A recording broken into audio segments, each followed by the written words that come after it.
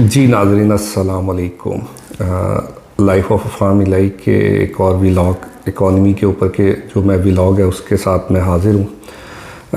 जनाब कुछ data release हुआ था तो उस पर मैंने कहा आप लोगों के साथ इंफॉर्मेशन शेयर की जाए कि क्या इस वक्त जो है मुल्क के जो इकनॉमिकल करंट हालात हैं वो क्या चल रहे हैं। पॉलिटिकल हालात तो आपके सामने ही हैं कि किस तरीके से तमाम चीज़ों को बुलडोज़ किया जा रहा है और स्ट्रेट लाइन खड़ी हो गई है कि अशराफिया एक साइड पे चले गए हैं और जो आम आवाम है और जो पब्लिक है और जो आम लोग हैं जो इस मुल्क की के बासी हैं और इस मुल्क की सही जो रिप्रेजेंट करते हैं वो किस तरफ खड़े हैं। वो बेचारे आज किस सिचुएशन के अंदर से गुज़र रहे हैं। उनकी जो है इस वक्त जो इस मुल्क के ज़िम्मेदारान हैं या जो डिसीजन मेकर हैं या वो इदारे या वो हमारे मुल्क के करता धरता जिनको इस वक्त आम पब्लिक में से ही होते हैं, उनकी ज़िम्मेदारी है कि वो आगे बढ़ें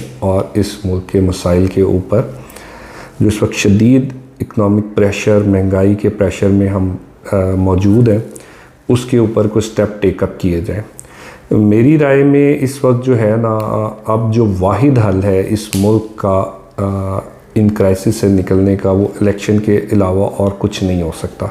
जब तक एक स्टेबल गवर्नमेंट नहीं आती और तब तक अब ये जो हम क्राइसिस में जा चुके हैं वो टर्न अराउंड नहीं होंगे। और देखें एक जो इस गवर्नमेंट की नीयत और जो इस गवर्नमेंट के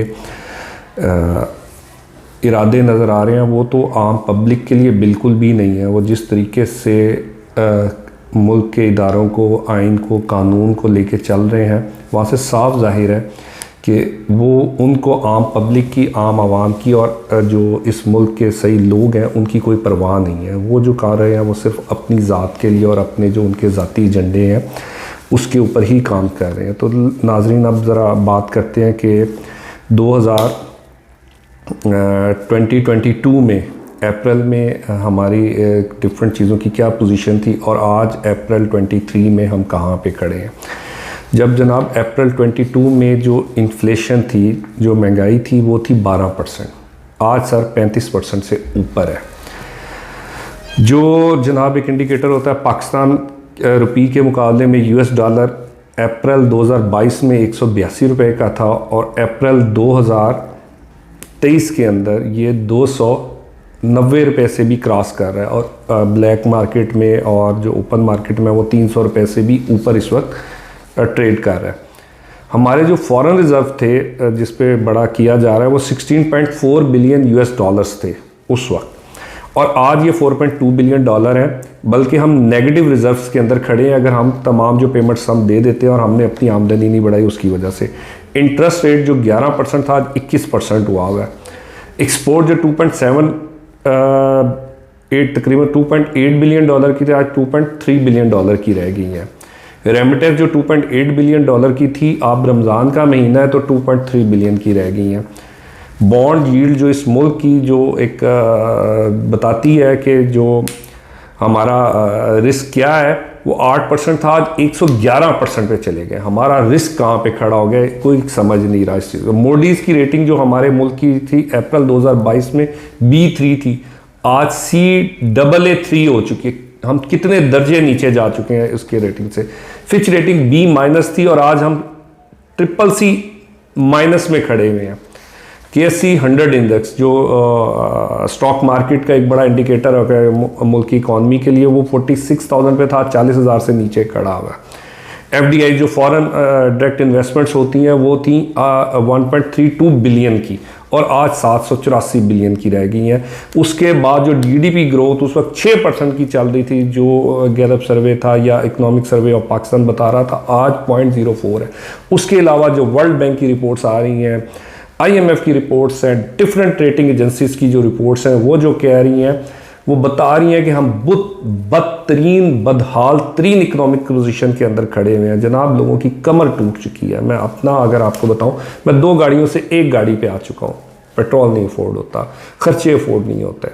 उसके बाद इसी तरह मैं जब हम जाते हैं लोगों के साथ मिलते हैं और अच्छी जो पोजीशंस पे हैं उनके साथ बात करते हैं, तो इस वक्त हर बंदा ये सोच रहा है कि किस तरह अपने एक्सपेंस को कर्टेल करके कम करे, नीचे लेके आए और अपनी जो ज़िंदगी आमदनी है उसमें किस तरीके से गुजारा करेंगे।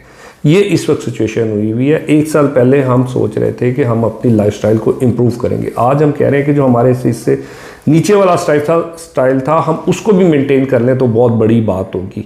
तो ये इस वक्त हम बदतरीन इकोनॉमिक कंडीशंस के अंदर से गुजारा कर रहे हैं। ये जो फिगर्स हैं ये सामने हैं, पब्लिक हो रही हैं, मगर जिनकी जिम्मेदारी है उनके कान पे जूं तक नहीं रेंग रही। खुदारा वो वक्त ना आने दें जब इस मुल्क की हम ब्लास्ट कर जाए, हमारा बॉटम आउट हो चुका है, हम एक और मेल्टडाउन की तरफ जा रहे हैं। उससे पहले इस मुल्क में जो मेरी राय है एक इलेक्शन हो जाना चाहिए और सही अवाम की नुमाइंदा हुकूमत आए जो आके इन क्राइसिस के ऊपर काबू करे। और उसके बाद देखें इस मुल्क में एक और चीज़ की भी खूबी है कि टर्न अराउंड बहुत जल्दी हो जाता है। अगर एक स्टेबल गवर्नमेंट आ जाए और वो लोगों के बारे में सोचो, लोगों के बारे में पॉलिसीज़ बनानी शुरू कर जाए, इस मुल्क की इकॉनमी को सही करने के लिए अगर वो कोशिश करने लग जाए तो इसका टर्न अराउंड होने में भी कोई बहुत बड़ा टाइम नहीं लगेगा।